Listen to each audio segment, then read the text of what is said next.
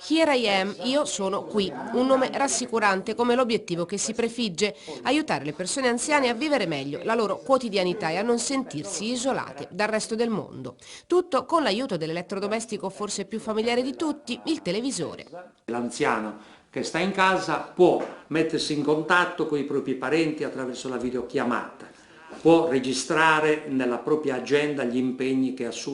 deve assumere in quella giornata o nei giorni successivi, può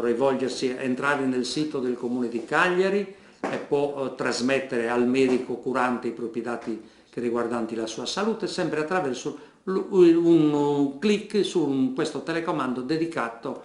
esclusivamente a questa piattaforma. Un progetto dell'Università di Cagliari, una sperimentazione durata 42 mesi e che si concluderà alla fine dell'anno, realizzata grazie a finanziamenti ministeriali ed europei. L'obiettivo è quello di capire se una piattaforma basata sulla televisione possa supportare l'anziano a vivere meglio e più a lungo nella propria abitazione. La filosofia del progetto IRAIEM è quella di fornire all'anziano un sistema semplicemente utilizzabile attraverso la propria televisione di casa, un sistema installato in un semplice decoder aggiuntivo e utilizzabile completamente con un telecomando dedicato al sistema con pochi pulsanti, semplice da utilizzare. Un'interfaccia semplice e intuitiva, ma con al suo interno una serie di servizi, da quelli per la gestione delle attività quotidiane come la spesa a domicilio a quelli per tenersi informati, oltre a un servizio di videochiamata e alla telemedicina per comunicare con il proprio medico curante. Una piattaforma aperta, suscettibile di modifiche e miglioramenti per avvicinarsi sempre di più alle esigenze di chi la utilizzerà.